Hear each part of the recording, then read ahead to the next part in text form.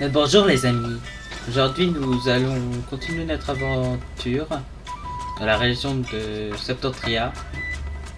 Voilà, il faut qu'on aille faire tout le tour. Ouais, ça fait très long là, non? Je fais un skip. Vous vous moquez de moi? Je voulais faire sur la roulette et tout ça en mode oui. Mais non.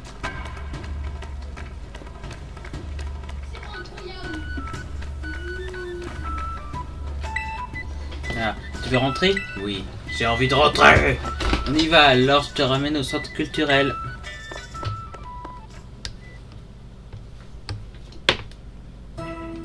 Le lendemain.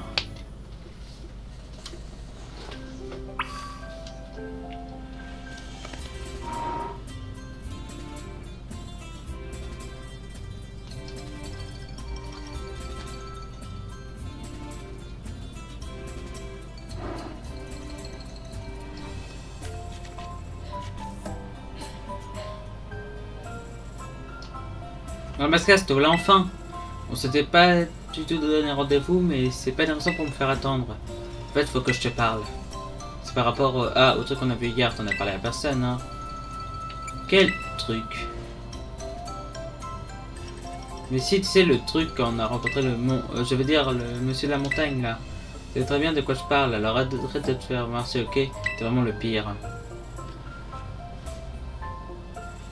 Bref, je voulais te parler du truc que t'as ramassé dans les escaliers hier soir.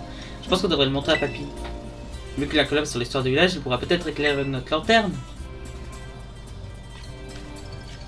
C'est déjà où j'habite, donc rejoins-moi là-bas et ne me fais pas attendre cette fois-ci. Me montrer à papy ce que t'as trouvé. Hein.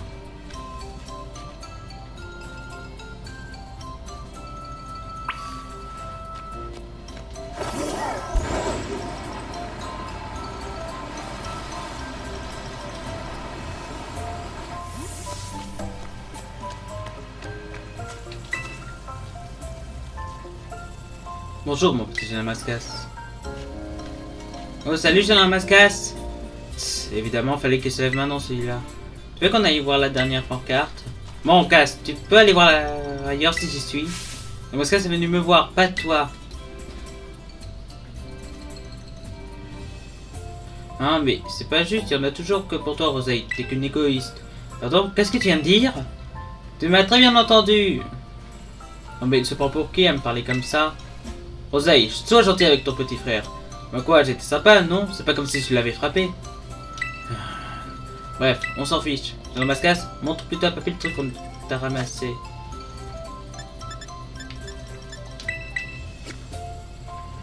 Tenez, monsieur. Oh, je n'en crois pas mes yeux. C'est le masque du monstre. Où l'as-tu trouvé? C'est le monstre qui l'a fait tomber. On l'a vu hier à la fête des visages. On a essayé de lui parler avec toute la douceur du monde, mais il est parti en courant. Il a laissé ce masque derrière lui. Après tout ce temps, le monstre nous fait encore l'honneur de se rendre à la fête des visages. Je n'en reviens pas. On parle bien du monstre de la légende. Celui qui a attaqué le village. Pourquoi ce serait un honneur? C'est le méchant, non? Je crois que l'heure est venue pour toi aussi de connaître toute l'histoire. Tu penses que le monstre est le méchant, mais en réalité c'est le contraire. Le contraire? Comment ça? J'aimerais que tu écoutes ce que j'ai à dire, Jean Mascas. Après toi aussi tu as vu le monstre, ou devrais-je dire Ogurpon. Je vais vous raconter sa véritable histoire, celle qui a été transmise dans notre famille depuis des générations.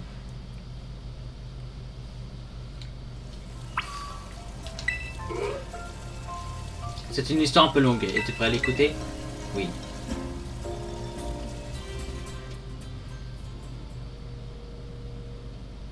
Cette histoire, transmise oralement au sein de notre famille, m'a été racontée par mon père. Elle dévoile la vérité sur le monstre, une vérité qui ne doit pas être révélée au reste du village. Vous ne devez donc en parler à personne, c'est bien clair? Oui.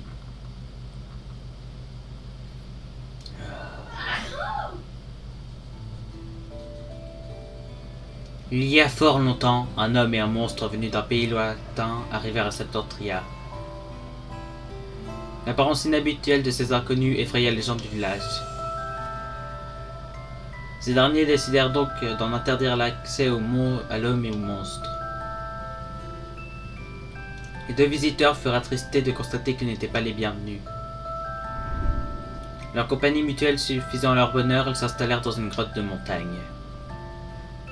Seule une personne éprouva de la compassion pour eux, un fabricant de masques. Ceci confectionna plusieurs masques pour l'homme et le monstre. Ces chefs-d'œuvre étaient sertis de gemmes que l'homme avait rapportées de sa terre natale. En portant ces masques, l'homme et le monstre purent cacher leur visage et se mêler aux autres. Ils étaient tous deux comblés et très touchés par la gentillesse de l'artisan. C'est ainsi qu'ils participèrent aux fêtes du village dissimulés sous leurs masques. Ils acquièrent une certaine autorité grâce à leurs masques, qui suscitaient l'admiration. Leur renommée dépassa même les frontières de la région. Mais la rumeur de l'existence de telle œuvre d'art attisa aussi la convoitise. Une bande de Pokémon avides fit éruption à cette frontière. D'accord, donc là on va faire une pause dans l'histoire. C'est pour dire qu'il y a un truc un peu spécial. Donc nous avons l'oiseau en haut à gauche. Nous avons le singe en bas à gauche. Nous avons le chien en bas à droite. C'est quoi le truc en haut à droite? Car ce n'est ni la main du chien, parce que c'est apparu avant qu'il apparaisse. Il semblerait qu'ils ne le connaissent pas. C'est pas un trio. C'est un quatuor. Il nous manque le dernier membre du groupe. Ça veut dire que cette histoire est censée se passer en même temps que le jeu. C'est que l'aventure principale et tout ça. C'est-à-dire que le dernier sera sûrement découvert dans le post-game. Nous avons donc encore leur chef qui est inconnu. Voilà. Maintenant je vous laisse avec cette pensée. Et j'espère que vous allez faire de beaux rêves.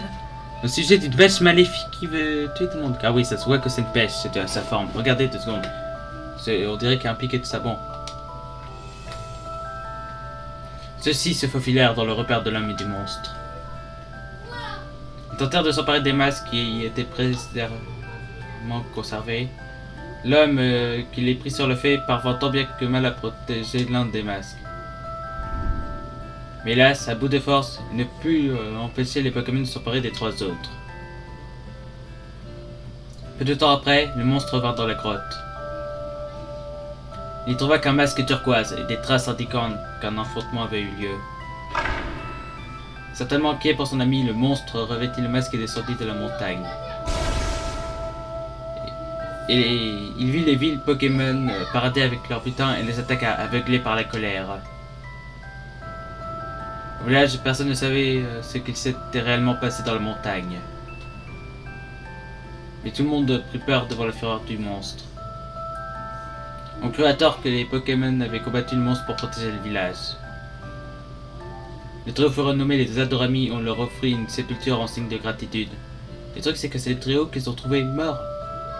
C'est-à-dire que le dernier est encore vivant quelque part en train de faire n'importe quoi et est sûrement en train de voler quelque chose. On a un groupe de Pokémon maléfiques et il y en a encore un vivant depuis des centaines d'années qui continue son job. Nous sommes dans le mal les gars.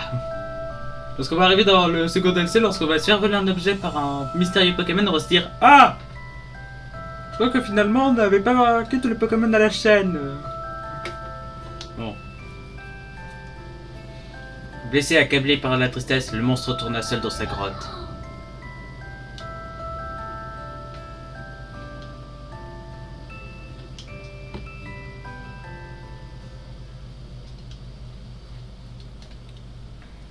Mais c'est horrible! J'arrive pas à le croire, pauvre Gorpon, on devrait plutôt appeler ces Adorami des abords ennemis en fait. C'est tout à fait le contraire de ce que dit l'histoire, il faut vite mettre tout le monde au courant. Ah si, je t'ai dit qu'il ne fallait en parler à personne. Mais papy! Les gens du village croient dur comme fer à leur version de l'histoire. Qu'arriverait-il si on leur révèle que leurs Adorami tant vénérés ne sont pas ce qu'ils croient? Ça sera mal? Exactement. Notre ancêtre, le fabricant de masques, a lui aussi tenté de révéler toute la vérité. Mais personne ne l'a écouté, il fut traité comme un hérétique et persécuté. Plus j'en apprends sur cette histoire, plus ça m'énerve. Par conséquent, notre ancêtre a décidé de se taire pour protéger sa descendance. Il a choisi d'en faire un secret familial transmis de génération en génération. Je le vois. Est-ce que Cass est au courant de tout ça? Non, je lui ai pas encore rien raconté. Pourquoi cette question? Je me disais juste que ça expliquerait sa fascination quasi maladive pour le monstre. Il lui arrive aussi arrivé de me faire des petites remarques insolentes, de l'air de dire « J'en sais plus sur le monstre que toi. » C'est curieux. Mais ton petit frère est un garçon sensible, il a peut-être décelé une partie de la vérité. Quand le temps sera venu, je lui raconterai aussi toute l'histoire. En tout cas, je compte sur vous pour garder tout ceci secret. Oui, papy. Raison de plus pour ne rien dire à Cass. À propos du masque que tu m'as montré, il me semble que la gemme au niveau du front a été abîmée. Si tu veux bien me le confier, je pense que je pourrais la réparer. C'est peut-être abîmé quand il est tombé dans les escaliers. En tout cas, ce serait une super bonne idée de réparer le masque avant de le rendre à Garpen. Vous confiez le masque turquoise de grand-père de Rosalie Cassis. Ne t'en fais pas, je vais en prendre soin.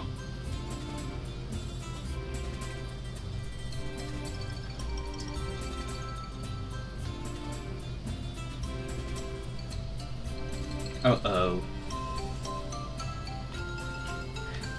Et donc, on se disait qu'il y a un quatrième Pokémon pour le second DLC. Un nouveau type poison. J'ai trop hâte de vous revoir au Garpen, mais ça devrait attendre la réparation du masque, j'imagine. Continuons la course d'orientation pour l'instant. Si on suit sagement le programme, Cass se doutera de rien. D'ailleurs, il faut que tu ailles rejoindre, j'imagine qu'ils sont quelque part dans le village. Ouais, non mais... Là, on est normal quand même, on s'approche d'une situation de... Comment dire? Ah oui. Chaotique. Faut tout savoir mal si ça continue comme ça.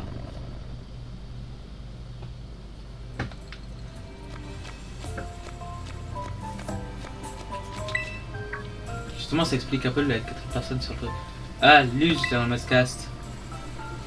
Dis, t'ai vu avec Rosalie tout à l'heure. Vous parliez de quoi? Oh, de tout et de rien.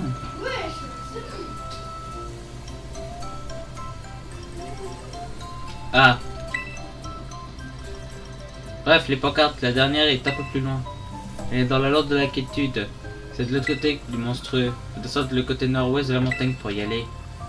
Bon, ben allons-y.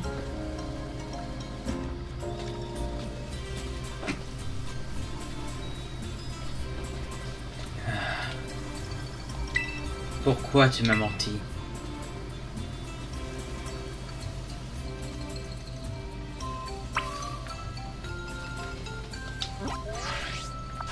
Ok, donc où est-ce que ça se trouve pour qu'on puisse savoir? Ah oh. Bon d'accord, donc j'y vais, on se voit juste après. Hein. Bon les amis, nous voilà derrière, devant la dernière pancarte. Attendez une minute, est-ce que l'équipe est bien prête? Ouais, attendez, non, je vais régénérer un peu l'autre, on se voit juste après.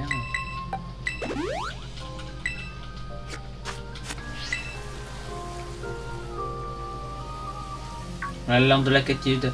C'est pas le point le plus joyeux, mais bon, le monstre aurait été aperçu ici plusieurs fois d'après la légende. Avant de passer à la pancarte, tu veux bien qu'on se fasse un combat?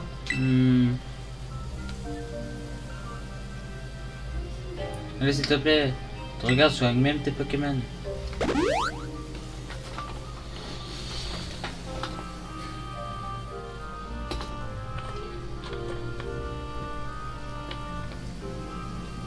Cette fois-ci, je vais gagner.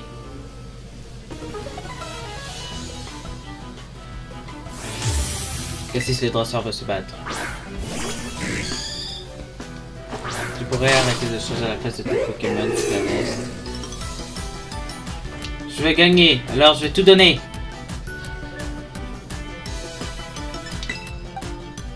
Ok.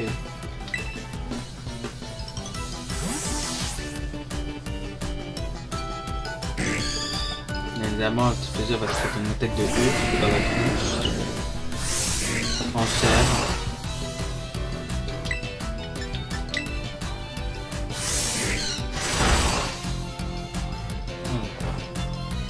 Lance-flamme, brûle.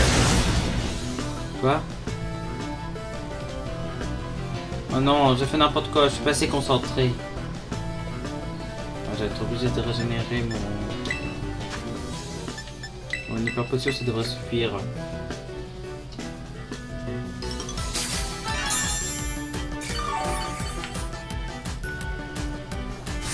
Enchère.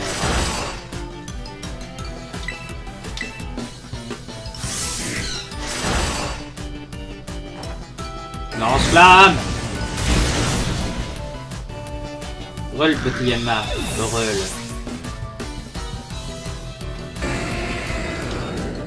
Un tartare. Il est temps pour le type lent de faire des bobos.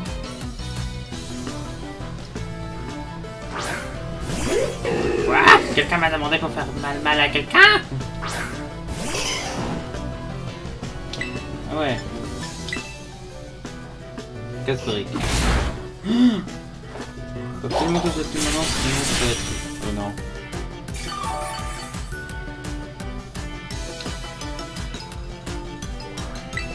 Ok, ça va, tout le monde fait. Ouais, j'aurais porté pour chaque coup normalement. Voilà. Comme je l'avais prévu. Comme un professionnel.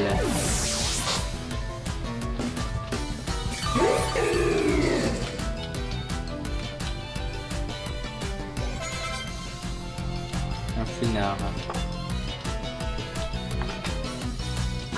J'espère que je suis plus rapide que cette chose.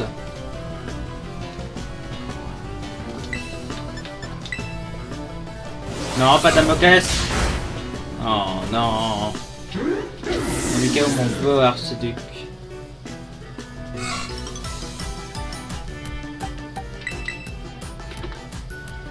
L'amiral. Regalame. Trop fatal. C'est pas une attaque, on enlève toujours la moitié des PV.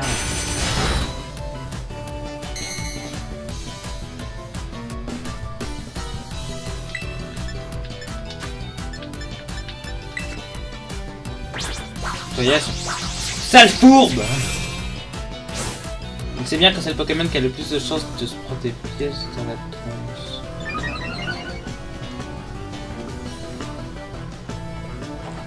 Non, mais par contre, tu es sûr que là tu vas mourir.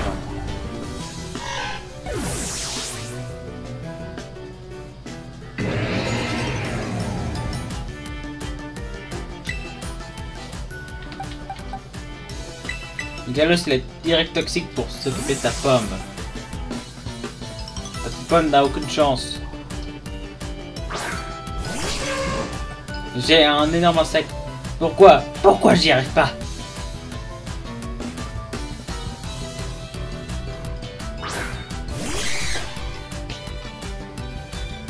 Oh oh.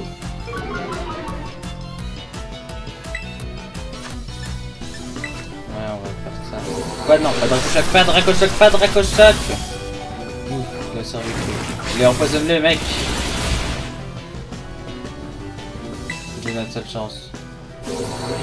Non, pas encore un Dracochoc, pas encore un Dracochoc. Je vais détester ce Pokémon.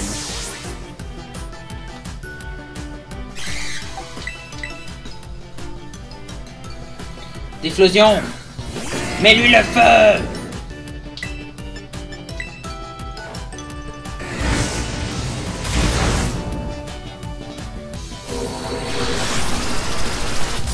Pourquoi est-ce qu'aucun d'entre eux ne peut brûler... Pourquoi est-ce qu'aucun d'entre eux ne donne un effet à cette chose? Ok. L'amiral, là t'es en mode juste sacrifice, d'accord? Et tu pourrais te sacrifier pour notre victoire, l'amiral? Bon, je sais pas trop, mais... C'est un attaquant sur le... Ouais. Je crois en toi, pomme d'amour. Vas-y, couvre le tiro.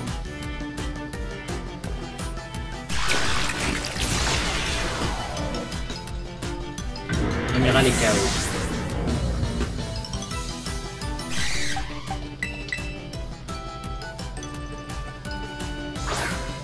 Et il est temps que tu te récristallises, archiduc. Vas-y, rapace-lui sa tronche. Youhou!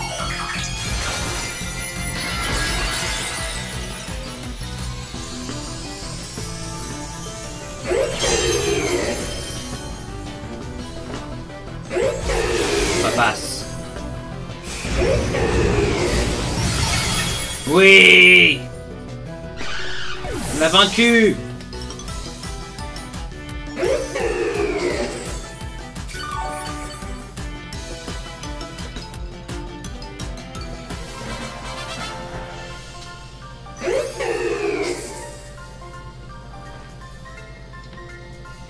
C'est parce que je suis trop faible.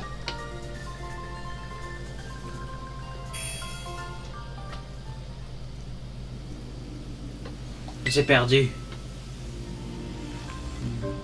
Parce que je suis qu'un faible. Lisons la pancarte et finissons-en avec cette course d'orientation.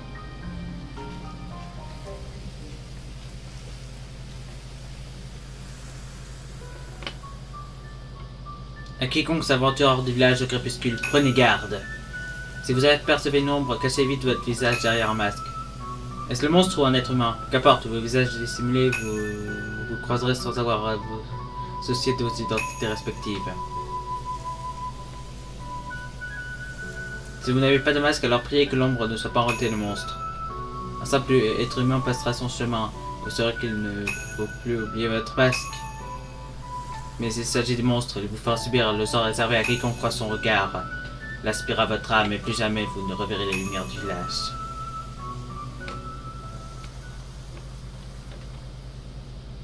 Les masques que tous les gens du village portaient avaient été fabriqués par mon arrière-arrière-arrière-arrière-arrière-arrière-grand-père, je crois. Waouh! Toute cette histoire de monstres voleurs d'âme est inventée, je pense. Mais oui, ma famille a toujours fabriqué des masques. C'est un truc qui se transmet de génération en génération chez nous. Mon papy aussi en confectionne d'ailleurs. Même la fête des visages est une idée de mon ancêtre, à ce qui paraît. J'aime vraiment pas cette pancarte. Je peux comprendre que le monstre leur faisait peur. Mais c'était pas une raison pour le chasser du village comme ça. J'imagine même pas à quel point il a dû se sentir seul, exclu et abandonné de tous. C'est vrai. On est d'accord. Bref, prenons la dernière photo.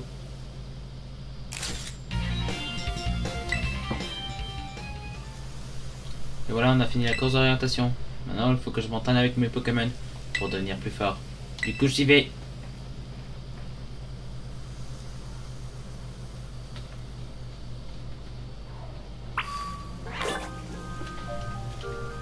Ok, donc là, on y va. Bon, les gars. Je pense que là, on va aller faire la sieste et tout ça dans le jeu.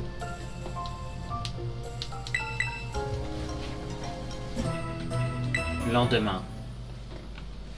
Il va vraiment falloir que j'entraîne les trucs. Okay. Salut Général Mascasse. Rosaï voulait que tu la rejoignes chez elle le plus vite possible.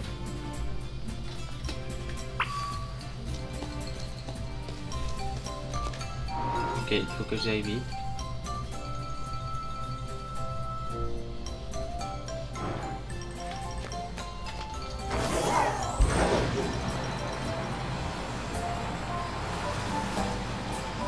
Waouh, ça fait quand même un peu spécial.